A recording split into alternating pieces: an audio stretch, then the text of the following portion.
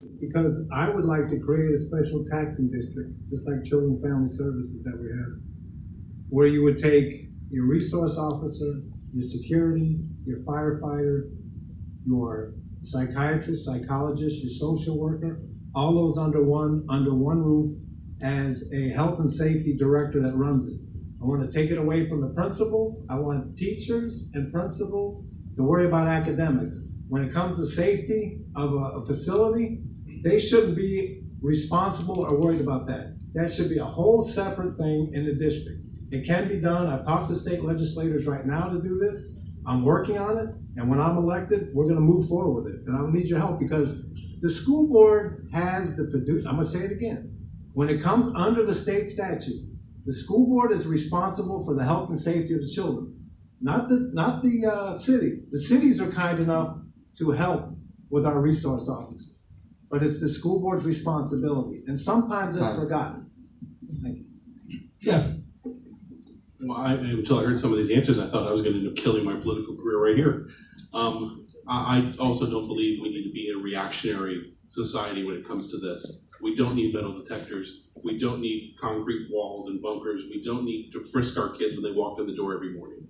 Your schools are safe, okay? Like I tell my kids, if something happens in the school, look, I'm a big, slow-moving target. You run for it, let them get me, okay? The kids are fine.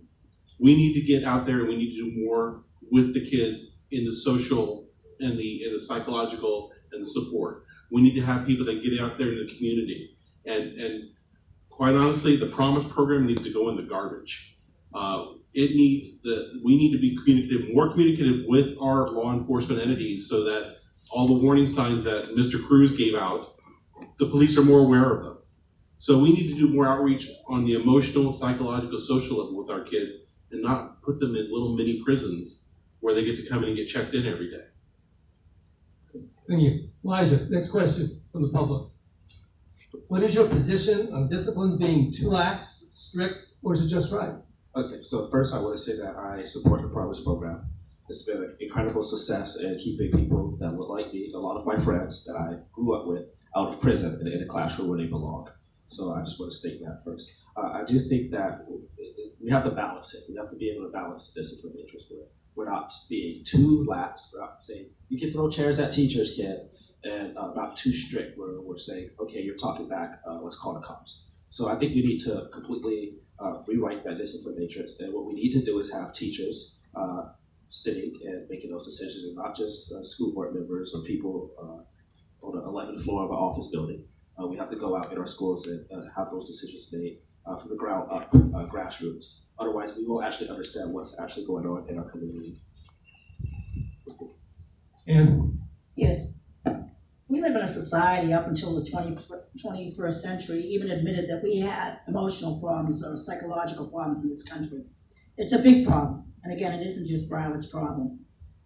We have had programs in place for well over 10 years that has taught children how to behave, to learn the soft skills of taking care of one another, to be kind to one another. It's an ongoing problem because we have parents who are children, who have not given their children the structure they need, the values that they should have when they come to school. So a great burden has been put on the school system, and we certainly are addressing that. We've increased our staff, social workers at our schools, and again, we're under constrictions because of the budget. Again, it's unfortunate, everything is attached to money. But again, our teachers are doing a great job. When I hear a teacher say that they practically adopted children to make sure that they have what they need, I have a high school teacher that sent me a wish list of things he needed for his classroom because they care. And sometimes they're the only ones that care. So we need to continue to give the support in our schools, to provide them with the training they need to be able to recognize and assist and really give children a good chance. thank you. Veronica. Sorry. What is your position regarding discipline in the classroom? Is it too lax? Is it too strict? Is it just right? Does it need changes? It needs massive changes. There are a few schools that it works well, but many schools that it does not. And a lot of it stems back to if a school gets tagged with too many referrals, it then looks bad on the school. It needs to be changed. The discipline matrix needs to be changed. Jim? Yeah, I agree that, I think it's too lax. And I think the problem is because we don't want to report it, and it needs to be reported. Same thing with the Promise Program. The Promise Program will work if it's enforced. And what happens is not enforced. Law enforcement doesn't enforce it, and administration doesn't enforce it. That's the problem. And you know what? If Johnny did something wrong, then we're gonna have to deal with Johnny. And we need to deal with the problem at the root. We can't just keep pushing it off and off. So yes, I think it's too lax. I think we have a fear out there with teachers and administrators too. And like I said, as a community, we need to break that fear and come together and say, it will be okay. The whole idea that we have to work, I keep saying this, we have to work together with that, and we have to show that we know each other, and we have to build relationships with others. That's how you feel comfortable when you know somebody. If you know a teacher or you know an administrator, you will send your child to that, and that's something we need to do. Thank you. Jeff? I had the good fortune when I first started teaching of having a veteran mentor take me under his wing, who was in the vocation department. He'd been teaching for 30 years. And he told me it takes a good teacher about 4 years, maybe 5 years, to finally get a hold of what goes on in their classroom and to make sure they can run it effectively. Our discipline is not working in our schools because the kids have no fear. There's nothing that we are able to do with them or to them that they have any respect for. They don't respect their teachers. They don't respect the people in the classroom. They know that we can't touch them or do anything physical to them. So they really don't have any impetus. The only thing we do to them now is we have them removed from the classroom if they're disruptive, and they go into a room where they sit and don't do anything, but they didn't want to do anything anyway, so they're happy. We need to come together with the parents, the PTAs, the PTSOs. We need to work together as a group and come up with an agreed upon discipline program that works for all of us. And it definitely needs to be stronger than what we have now. Natalia? The discipline matrix is a punitive system of punishment. I've been working with students who were expelled for various reasons. Number one, you bring a weapon to school, expelled automatically, no questions asked. Why did you bring? I had a student from Colombia who had no English skills whatsoever. She brought chicken, a fork, and a knife to school to cut her chicken. She was expelled because she had a knife. I had a student who brought a taser to school because she was being bullied. Question? No, you're expelled for 180 days. People who were bullying her were still in school. Last year I went to Washington, D.C. It was 5 days after Marjorie Stoneman Douglas tragedy. There was a conference, first conference for creating trauma-sensitive schools. I met with this wonderful man. His name is Jim Sporleader. He's a principal of Alternative High School from Washington State. Washington State actually did have a school shooting in the past. They learned from it. What he did was he transformed a horrible school with gangs, violence, drugs, all kinds of issues, just like what we have here in South Florida. He turned it into one of the best schools. He designed this guide. It's actually trauma-informed school, step-by-step guide for administrators. This is what we need, training. Thank you. I know you're the first. As you can see, as most people can see, our 90 minutes are up. Before I allow you to have, everyone will have 2 minutes for a closing remark. I just want to say that on behalf of the entire committee, you all had 8 questions to ask of you and you answered.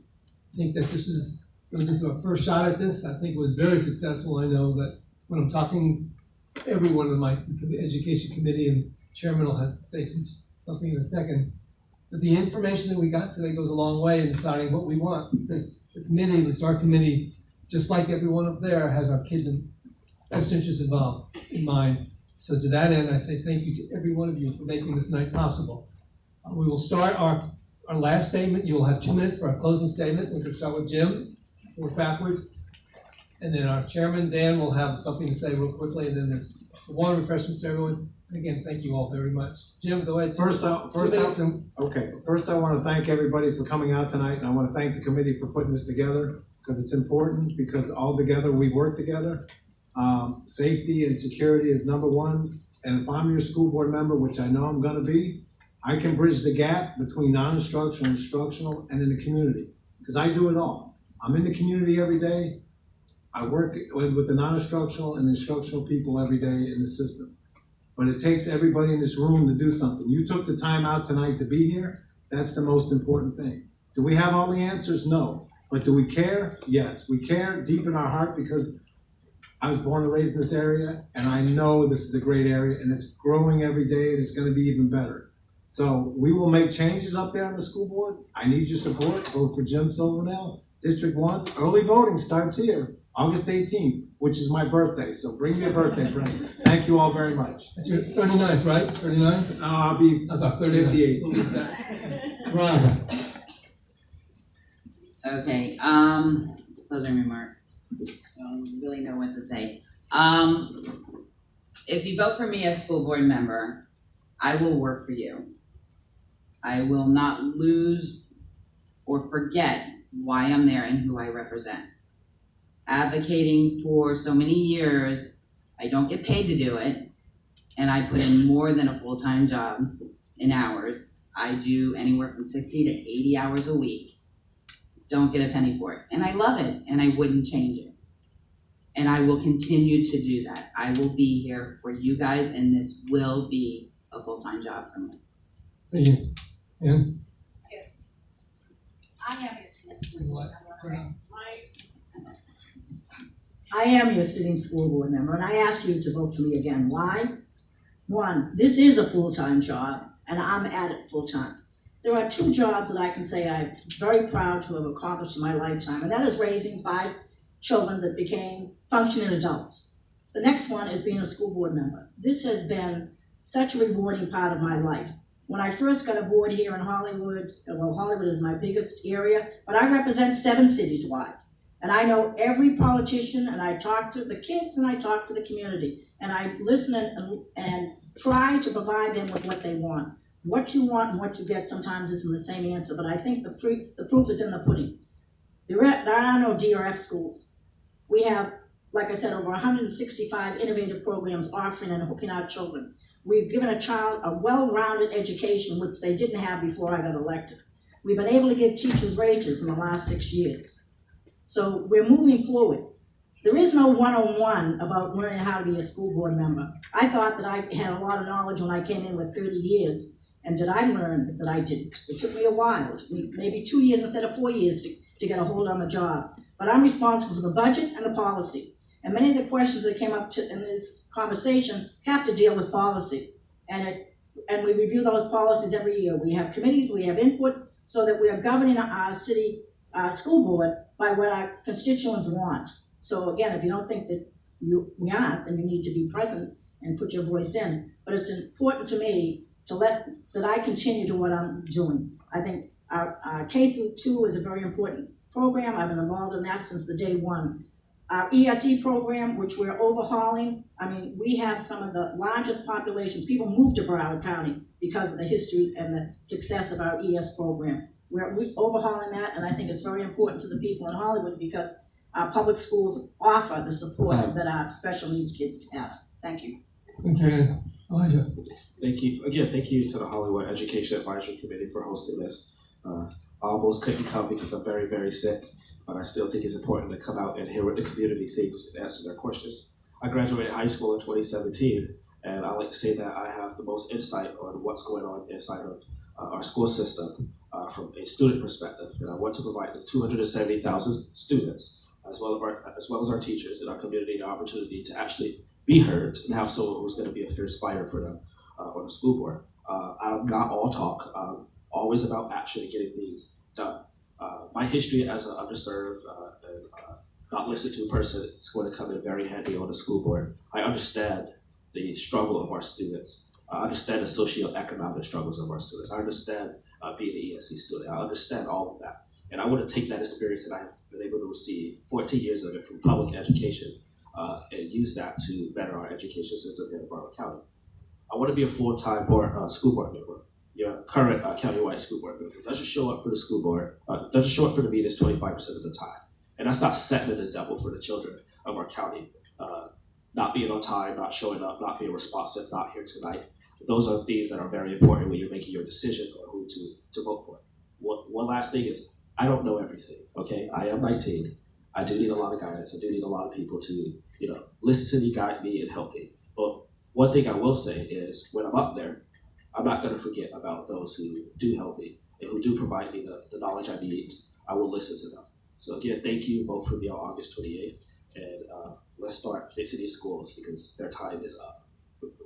Natalia, One of the reasons why I'm running for the school board is I would like to see a leader that I will have respect for, that I will have faith in, and who is knowledgeable, who is professional, who really would inspire me, who would inspire other teachers, students, parents, and who would set the tone for our whole district. I believe that in Broward County, we have a lot of good leaders, our own leaders.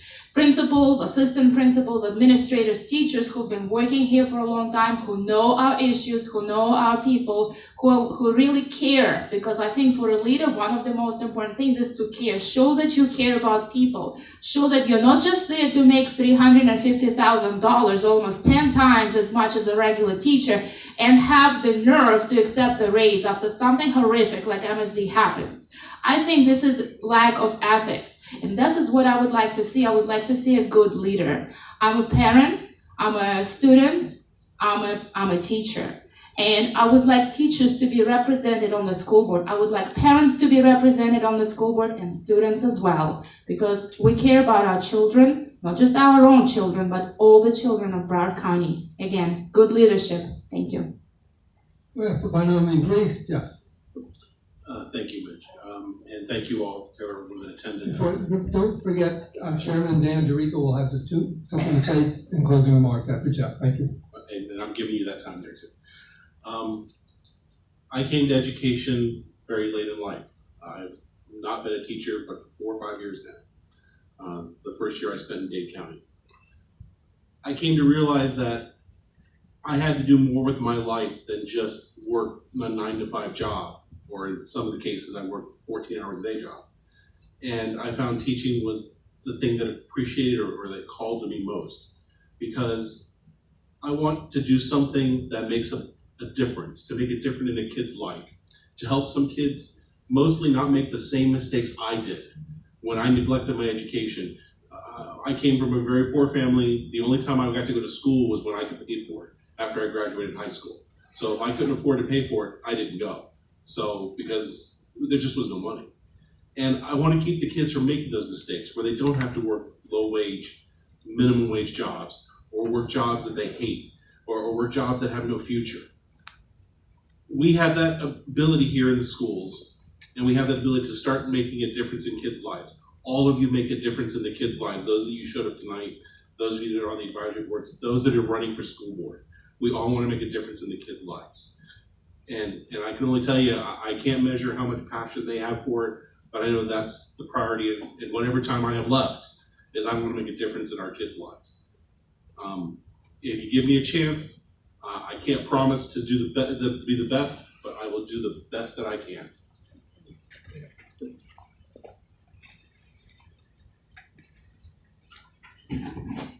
In closing, I want to emphasize a very high priority of our Education Advisory Committee. Teachers are not paid enough for the critically important job that they do. I am